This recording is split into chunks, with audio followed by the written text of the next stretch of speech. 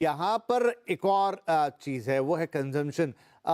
Sunil sir, consumption को लेकर काफ़ी सारी बातें हो रही हैं, बहुत सारी रिपोर्ट्स हैं कि इकोनॉमी में कंजम्पशन का बड़ा बड़ा स्कोप है, इंडियन इकोनॉमी में सब कुछ है, लेकिन करंटली जिस तरह का कंजम्पशन पैटर्न दिखाई दे रहा है, तो क्या ये तो एक तो उम्मीद हो गई, एक जो आपके सामने है, ये दोनों का मिक्स अगर हम करें, तो क्या सच में मार्केट उससे कुछ एनकरेज होगा, या जब तक वो रियल नंबर्स नहीं देखता, जब तक वो सामने कंजम्पशन की कोई मोटी थीम नहीं देखता, तब तक ये सिर्फ बातें ही रहेंगी?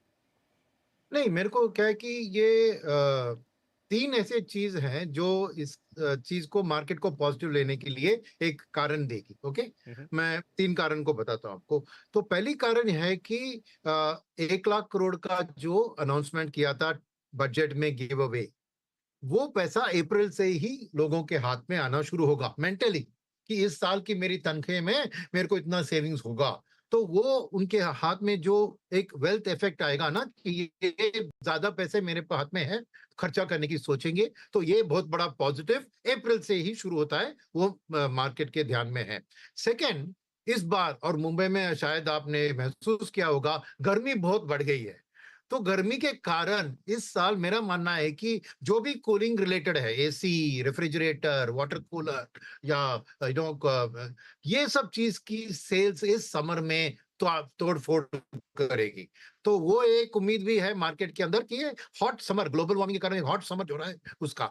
मगर तीसरा चीज जो है वो है आरबीआई पॉलिसी के संबंधित। अभी सुदीप जी ने बहुत अच्छी तरह से समझाया कि शायद 50 बेसिस पॉइंट का रेट कट, पर मेरा मानना है ये खाली रेट कट से बात नहीं बनेगी, क्योंकि रेट कट के साथ लिक्विडिटी का इन्फ्यूजन भी जरूरी है। और मानता हूं कि मैं कि पिछले आरबीआई गवर्नर के टाइम में एक तो गवर्नमेंट की कैपेक्स की स्लो डाउन हुई थी, मगर उसके साथ लिक्विडिटी हमने बहुत टाइट रखा था। ये एक कारण था कि प्राइवेट में पैसा नहीं गया, क्योंकि बैंक्स अगर ये रेट कट को पास ऑन करने की जरूरत है तो उनको लिक्विडिटी भी फ्री होना चाहिए। अभी पिछले 3-4 महीनों से क्या हुआ है कि डॉलर को फाइट करने में हमारी रुपी को लिक्विडिटी सपोर्ट आरबीआई ने ही किया है, और उसको कॉम्पेंसेट किया है दोनों गवर्नर ने लिक्विडिटी इन्फ्यूज करके। मगर आने वाले दिन में और भी लिक्विडिटी इन्फ्यूज करने से ही रेट कट का ट्रांसमिशन ईएमआई के जरिए होगा।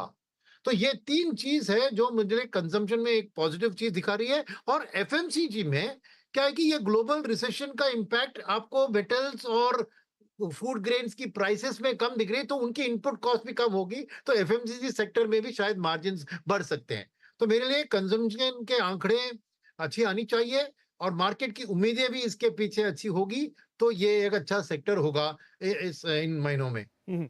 एक कॉन्ट्रेरी सवाल है प्रकाश जी, मतलब ये थोड़ा-सा डिफरेंट साउंड करेगा, लेकिन क्योंकि हम कंजम्पशन की बात कर रहे हैं तो मैं पूछना चाहूँगा कि हाल ही में डेटा था आरबीआई की तरफ से, और वो ये था कि जो बैंक्स हैं तमाम, उनका जो कंज्यूमर लोन है उसमें एक डिक्रीज़ आया है। ख़ास तौर पे जो फर्स्ट टाइम क्रेडिट हिस्ट्री वाले लोग हैं, जेन ज़ी कह लीजिए, उसमें तो बड़ा 20-21% का डिक्लाइन है। इवन जो लोगों का एस्टेब्लिश क्रेडिट हिस्ट्री है, वहाँ पर भी करीब 2% से ज़्यादा का डिक्लाइन है। और वो डिक्लाइन इसलिए है कि आरबीआई ने वक्त-वक्त पर कहा है कि इस पे थोड़ा ध्यान रखिए, यहाँ पर डिफ़ॉल्ट्स ना हो और इस तरह की चीज़ें। तो बैंकों के जो एक्शन हुए, वहीं से वो कंस्ट्रेंट आता हुआ, वो तनाव आता हुआ दिखा है। अब ये दोनों चीज़ें आपस में टकराएँगी तो नहीं? एक तरफ हम कंज़म्पशन की बात कर रहे हैं, लेकिन वो वाइज़ कंज़म्पशन की, वो डेट ट्रैप वाले कंज़म्पशन की नहीं है, और दूसरी तरफ बैंक के ये आंकड़े, तो इस सिनेरियो को कैसे समझे? नहीं विपिन जी, ये बहुत इंपॉर्टेंट मुद्दा है और आपके सवाल में इसका जवाब है। जो बैंक्स और एनबीएफसीज की क्रेडिट ग्रोथ में थोड़ी सी एक एक सॉफ्टनेस आई है, कहीं ना कहीं एक कटौती दिखी है, वो इसीलिए दिखी है कि जो लिबरली लोन दिए जाते थे, खास करके अनसिक्योर्ड पर्सनल लोन्स दिए जाते थे, कुछ low cost low price point वाले टू व्हीलर लोन्स थे, वहां पे क्रेडिट हिस्ट्री जहां मजबूत है वहां ही काम हो रहा है। और जो अच्छी क्रेडिट हिस्ट्री वाले लोग हैं वो इसलिए भी नहीं ले रहे। मैं कितने लोग को जानता हूँ जिनको लोन लेना है लेकिन वो इंटरेस्ट रेट सॉफ्ट होने की वेट कर रहे हैं। तो आप ये देखिए, एक हमने फरवरी में रेट कट देखा, अगर अप्रैल में आ जाता है और सुदीप जी के मुंह में घी शक्कर अगर 50 बेसिस पॉइंट आ जाता है, तो आप ये देखिए कि ईएमआई का जो इम्पैक्ट है वो बहुत सिग्निफिकेंट हो जाएगा। आप रेट कट के लिए 1 महीना वेट करिए, लेकिन ईएमआई आपकी 5 साल की नरम हो जाती है। तो ये जो इम्पैक्ट है इसको एक कंज्यूमर ही समझ सकता है, क्योंकि दर्द तो उसी को झेलना है। सो अगर वो उसको पता है कि ये 1 महीने बाद मेरी परिस्थिति काफी इम्प्रूव हो सकती है, तो उसमें ये सारा जो इम्प्रूवमेंट आना है ये अच्छा खासा आएगा। So consumption will always be with a lag. जो सुनील ने कहा कि भाई अप्रैल से लोगों को एक चीज समझ आएगी कि अब हमारे फाइनेंशियल इस साल में हमारे ये 12 लाख तक की इनकम में टैक्स का जो आउटफ्लो था वो घट गया है। तो जैसे ही वो महसूस होना शुरू होगा, हो सकता है वो 1 क्वार्टर 2 क्वार्टर बाद हो, कंजम्पशन की एक वो आ जाएगी। फूड ग्रेन की जो आउटपुट इस बार दिखी है, इतने सालों बाद इस टाइप के आंकड़े आए, उसका इम्पैक्ट आपको इन्फ्लेशन की सॉफ्टनेस अगले सारे 12 महीने में दिखेगी। सो ये चीजें जब होगी तो आप ये सोचिए, अगर महंगाई कम हो गई तो ऑटोमेटिकली आपका सेविंग्स रेट इंप्रूव हो जाता है, आपकी ईएमआई घटती जा रही है, आपका टैक्स घटता जा रहा है। तो आप ये देखिए इस सारे का असर 6 महीने लगेंगे, मैं मानता हूँ इसमें 1 अप्रैल से कुछ नहीं होने वाला। अभी तो ये नई सीरीज की शुरुआत उम्मीद पे बनी है, लेकिन 6 महीने बाद ये ठोस आंकड़ों पे बन जाएगी। तो ये परिस्थिति जिसको कहते हैं गोल्डीलॉक सिनेरियो, ये आता नहीं है कि आज आप एंट्री ले रहे हैं सॉफ्ट रेट्स पे, मतलब शेयर बाजार में आज आपके पास जो एंट्री लेने का मौका है अगले 3-4 महीने में, वो इतना सुनहरा है क्योंकि ग्लोबल फैक्टर्स की वजह से वैल्यूएशन डाउन है, एफआईज की जाने की वजह से डाउन है, और आपकी एक्चुअली आर्थिक परिस्थिति सुधर गई है इस पीरियड में और सुधरती जा रही है। इससे अच्छा क्या चाहिए? नॉर्मली अर्निंग्स, जब वीकनेस अर्निंग्स में दिखने से पहले शेयर बाजार उसको डिस्काउंट करता है और बाजार हल्का हो जाता है। इस बार उल्टा हुआ है, एफआई एग्जिट्स की वजह से वैल्यूएशन नरम हुए और आपने फंडामेंटल्स इंप्रूव होते हुए देखना शुरू हुआ। सो ये कॉम्बिनेशन जो है, ये तो हम 6 महीने बाद रिविजिट करेंगे और आपका शो लोगों को याद रहेगा कि विपिन जी ने सही टाइम पे नई सीरीज की शुरुआत में ही ये चीज का एहसास दिला दिया था कि ये मौका है नई शुरुआत का, और इसको शुरुआत को मिस ना करिए। अब जिस मात्रा में करें, अब वो आपके एडवाइजर के साथ बैठ के आप उसको स्टैगर्ड वे में करें, एसआईपी की मात्रा बढ़ाएं, वो आपकी पर्सनल रिस्क प्रोफाइल पे डिपेंड करता है। लेकिन हिंदुस्तान के मार्केट को आप नजरअंदाज करेंगे इस स्टेज पे, तो वो थोड़ा सा आपको कहीं ना कहीं आपके रिटर्न्स में वो आज आती हुई दिखेगी। आज नहीं, 2-3 साल बाद दिखेगा वो सब। लेकिन आई डोंट थिंक फंडामेंटली कोई हमारे यहाँ कोई भी चीज में इस टाइप का संदेहजनक व्यू दिख रहा है। ठीक है, थोड़ा टच करेंगे इसको आगे बढ़ते हुए। हाँ जी बिल्कुल, सुनील साहब आप कुछ कहना चाह रहे थे पूरी बातचीत के दौरान जी। प्रकाश जी की बात में मैं एक बात जोड़ना चाहता था कि ये देखिए, ये जो आपने बताया आंकड़े कि फर्स्ट टाइम बोरोअर्स के लिए नंबर्स कम आए, ये आरबीआई का एक टाइटनिंग किया था आरबीआई ने ऐसे लोन्स के ऊपर, कारण था। और रिसेंटली हाल में देखे आरबीआई ने एनबीएफसी की लेंडिंग, यानी बैंक्स टू एनबीएफसी के लेंडिंग में पहले जो टाइटनेस किया था उसको रिलीज कर दिया है। तो ये लास्ट माइल लेंडिंग जो होता है ना ऐसी बोरोअर्स को, वो एनबीएफसी से करती हैं। तो मेरे ख्याल में ये उनके थ्रू हो जाएगी, शायद बैंक्स के थ्रू ना हो, मगर एनबीएफसी के थ्रू लास्ट माइल के लिए लेंडिंग जरूर आपको मार्केट में दिखेगी, बिकॉज बैंक्स अब एनबीएफसी को आसानी से लेंड कर सकते हैं। राइट, तो एक रास्ता बंद तो दूसरा खुलता हुआ नजर आएगा। इनफैक्ट सुदीप साहब आपकी भी लाइन कट हो गई थी, कुछ एक बात थी जो आप तीसरी बोलने जा रहे थे, तो वो हम सुन लेते हैं, फिर चर्चा को आगे बढ़ाते हैं। मैं ये बोलने जा रहा था, ये सब के साथ मॉनसून पे ध्यान रखना पड़ेगा, जिसके प्रेडिक्शंस आना बहुत जल्द चालू हो जाएगा।